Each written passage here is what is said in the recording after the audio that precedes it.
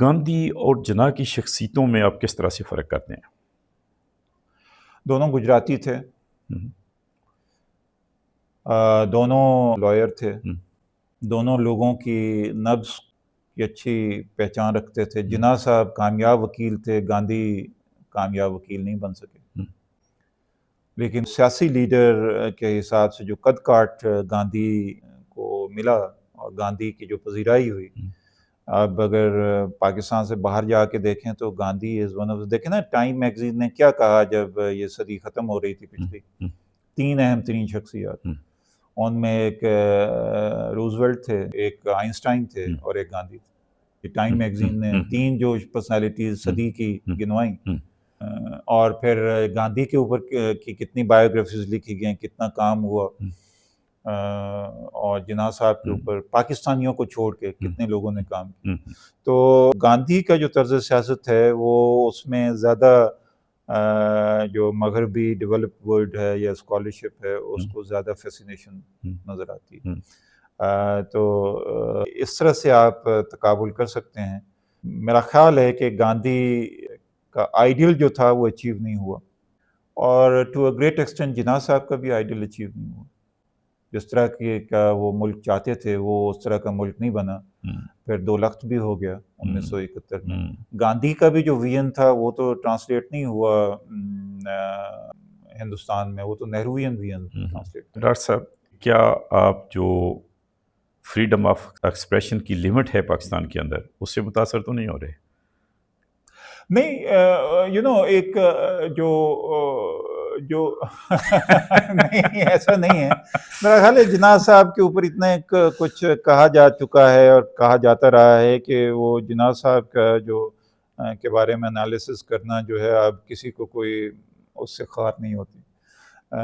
لیکن یہ ہے کہ میں سمجھتا ہوں کہ نہرو، گاندھی، آزاد، یہ سبھی بڑے لوگ تھے، امبیڈکر، اور بڑے لوگوں سے غلطیاں بھی بڑی ہوتی ہیں اگر ہوئیں تو ان سے۔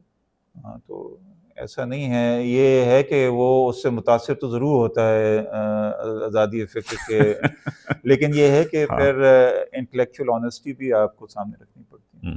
تو ڈاکٹر صاحب، میں نے بات کی، کیا سمجھتے ہیں کہ واقعتاً جناح صاحب اور گاندھی میں کوئی مقابلہ، کوئی موازنہ نہیں ہو سکتا؟ گاندھی ڈیفرنٹ، گاندھی زیادہ تر ریفارمر تھا۔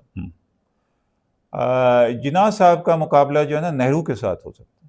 یہ بھی بڑی بات نہیں ہے کہ نہرو کے ساتھ بھی جناح صاحب، نہیں، وہ آئیڈیلز اسی طرح کے تھے نا دونوں کے، اور ایک ہی جارگن میں بات کرتے تھے، ایک ہی طرح کا بیک گراؤنڈ تھا۔ گاندھی تو ریفارم کی بات کرتے تھے، سوشل ریفارم کی بات کرتے تھے، وہ ایک ماڈرنٹی جو جدیدیت ہے اس کو بالکل ہی اڑا کے رکھ دیتے تھے، اس کا رہن سہن جو بھی۔ ایز اے پولیٹیکل پرسن سر، اگر ہم دیکھیں تو گاندھی کے آشرم میں ہندو، مسلمان، سکھ، عیسائی، مختلف مذہب کے لوگ آ کے بیٹھتے ہیں، عبادت بھی کرتے ہیں، انٹرپریٹ کرتے ہیں، اور انٹرپریٹیشن کا ان کا فوکس انسانیت ہوتا ہے، انسانیت سے بھلائی ہوتا ہے، پلورلسٹ ایک اپروچ ہے۔ گاندھی اس حد تک ہیومنسٹ ہوتے ہیں کہ مسلمان ان سے توقع کرتے ہیں اور وہ تحریک خلافت میں بھی چلے جاتے ہیں۔ پھر فرقہ وارانہ اپروچ ہوتی ہے تو وہ مرد وقت رکھتے ہیں تو مسلمان بھی روتے ہیں۔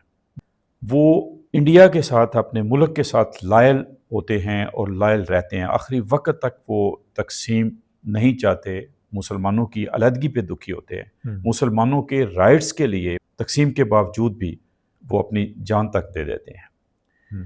اسی طریقے سے اگر ہم نہرو کو دیکھیں، نہرو نیشنلسٹ ہیں، اپنے ملک کے ساتھ وفادار ہیں۔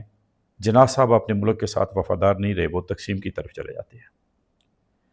نہرو پلورلسٹ ہیں، نیشنلسٹ ہیں، تمام فرقوں، تمام لوگوں کو اکٹھا رکھنا چاہتے ہیں، جبکہ جناح صاحب فرقہ وارانہ سیاست کی طرف چلے جاتے ہیں، اور اس حد تک انتہا پسندی کرتے ہیں کہ ڈائریکٹ ایکشن ڈے کرتے ہیں جس میں خون خرابہ ہوتا ہے، اور اسی خون خرابے کو وہ پولیٹیسائز کرتے ہوئے انڈیا کی تقسیم تک چلے جاتے ہیں، اور کانگریس کو کے اوپر دباؤ پڑتا ہے کہ یہ لوگ رہنے کے قابل نہیں ہیں ہمارے ساتھ، یا نہیں رہ پا رہے۔ تو इनको अलग कर दें। देखिए तो मेरा ख्याल है कि ये फोर्सी कोई भी नहीं कर रहा था कि पार्टीशन होगी और इतनी ब्लडी पार्टीशन होगी। दूसरा ये है कि 1930 की दहाई में एक वक्त था कि जिन्ना साहब को वापस जो ऑल इंडिया पॉलिटिक्स जो है उस फोल्ड में लाया जा सकता था, तो वो लाने में कांग्रेस नाकाम रही। वजारतों के हवाले से जो पॉलिसीज उन्होंने अपनाई, तो उसमें वहाँ से एक एरोगेंस आपको नज़र आती है जो कांग्रेस की। क्योंकि देखें, आपको जो छोटी पार्टीज़ होती हैं या जो आपसे छोटी पॉलिटिकल एंटिटीज़ होती हैं, उनके साथ आपको किस तरह से चलना है, इसके बारे में आपको कुछ क्लैरिटी होनी चाहिए और उनके साथ नेगोशिएशन आपको करते रहना चाहिए और उनको कंसेशंस भी अगर आपको देनी पड़े तो देते रहने चाहिए। कंसेशंस का प्रॉब्लम था, डॉक्टर साहब, और ख़ास तौर पे यूपी में उन्हें ये इस बात को समझना चाहिए था कांग्रेस को कि मुस्लिम लीग की जो बेस है यूपी में वो बहुत ही स्ट्रॉन्ग है, मुसलमान जो हैं, तो वहाँ पे अगर वो अवामी राब्ता मुहिम शुरू करने की बजाय नेहरू अगर इनसे बात कर लेते कि भाई ठीक है आपको सीटें नहीं मिली, क्योंकि फोरसाइट तो होती है बड़े लोगों में, तो आपको हम अकोमोडेट कर देते हैं किसी तरह से। तो फिर दूसरा ये भी हुआ जो मुस्लिम लीग के लिए एक अच्छा ही शगुन हुआ कि सर फजल हुसैन फौत हो गए। मेरा ख्याल है अगर सर फजल हुसैन कुछ अरसा ज़िंदा रहते या इवन सिकंदर याद भी ज़िंदा रहते तो मुमकिन है कि तारीख डिफरेंट होती, लेकिन ये सारी चाहिए या होता या क्या होता, ये तो तारीख नहीं है, ये तो हमारी हाँ जी, ख्वाहिशात हैं। हाँ, तो इस वजह से अब हाइंडसाइट में जब आप मुताले करते हैं तो ये है कि अगर 1930 की दहाई में ज़्यादा प्लूरलिस्टिक अप्रोच होती नेहरू की, क्योंकि Nehru was seen as a leader inspired from socialist ideals. तो जो सोशलिस्ट आइडियल्स जो हैं वो ज़मींदारों को तो कबूल नहीं थे, ना ही ये प्रिंसली स्टेट्स के जो लोग हैं उनको कबूल थे। तो इस वजह से ये कोई बात करके दरमियानी रास्ता अगर ये निकाल लेते तो ये पॉसिबल था। लेकिन वो जो कांग्रेस को जो 7 स्टेट्स में इतनी मेजॉरिटी मिल गई, तो उन्होंने मुझे लगता है कि कुछ हद तक बुलडोज करने की कोशिश। अच्छा डॉक्टर साहब, क्या आप नहीं समझते कि 1937 के जो इलेक्शन हुए वो मुस्लिम लीग ने और कांग्रेस ने अलग अलग जमातों की हैसियत से लड़े? कॉम्पिटिटर से आप क्यों तवक्को करते हैं कि वो आपको फैसिलिटेट करे, आपको अकोमोडेट करे? आप उसके साथ मुकाबले के लेकिन साथ जब आप के सामने एक नेशनल कॉज होता है आज़ादी का, जी, तब आप कंपेटिटर को कोऑप्ट करने की कोशिश करते हैं। और जब बहुत ही बड़ा एम सामने हो तो तब आप compete नहीं करते, तब आप कंसेंसस क्रिएट करते हैं। तो कंसेंसस जो है वो क्रिएट नहीं हो सका, फेलियर दोनों तरफ से तो है। कंसेंसस जो क्रिएट नहीं हो सका, क्या इसकी वजह ये नहीं है कि मुस्लिम लीग के पास अंग्रेज़ों का ऑप्शन मौजूद था? मुस्लिम लीग अंग्रेज़ों की तरफ जा सकती थी, अंग्रेज़ मुस्लिम लीग को सपोर्ट कर सकते थे। अगर देखें ये देखें वो 1939 में जब सेकेंड वर्ल्ड वॉर हुई तो तब ये ऑप्शन उनके सामने आया। सिकंदर जिन्ना पैक्ट जो हुआ या हाँ दूसरे सूबों के साथ जो जिन्ना साहब के पैक्ट हुए, हाँ, वो सिकंदर जिना पैक्ट तो हुआ ना कि फजल हुसैन फौत हो गए। जी, अगर फजल हुसैन रहते तो वो तो फिरका वाराना बुनियादों पे यूनियनिस्ट पार्टी को की तंजीम नौ नहीं चाहते थे। तो जिना सिकंदर पैक्ट से भी ज़्यादा जो अहम बात है वो ये है कि 1939 में जब सेकेंड वर्ल्ड वॉर शुरू हुई तो अंग्रेज़ों को हिंदुस्तानियों की सपोर्ट की ज़रूरत थी, जो कि मुस्लिम लीग लीडरशिप जो है उसने कहा कि हाँ हम आपका साथ देंगे। तो वो तब से ये पींगें बढ़ना शुरू हुई। उससे पहले जो अंग्रेज़ों का ऑप्शन था वो इस कदर अवेलेबल नहीं था और अंग्रेज़ अपनी सियासत खेल रहे थे मुख्तलिफ पार्टियाँ बना के। सिंध में और पार्टी थी, यूपी में एग्रीकल्चरस्ट पार्टी थी, इधर यूनियनिस्ट पार्टी थी, इस तरह की पार्टीज़, और ये पार्टीज़ बड़ी मौसर थी। लेकिन ये सेकेंड वर्ल्ड वॉर में जो है वो यूनियनिस्ट पार्टी जो है उसमें दम खम फिर नहीं रहा। क्यों? क्योंकि अंग्रेज़ ने जो है अपने जो British put it's money on Muslim league. Congress ने मुस्लिम लीग क़यादत को 37 के इलेक्शन के बाद इग्नोर किया, लेकिन मुसलमानों के साथ मुस्लिम आवाम को इग्नोर नहीं किया, मुस्लिम आवाम से डायरेक्ट रब्ता करने की कोशिश की। इसके अलावा कांग्रेस के अंदर अपने मुसलमान थे जो उनका साथ दे रहे थे, उनके साथ थे, बिल्कुल थे।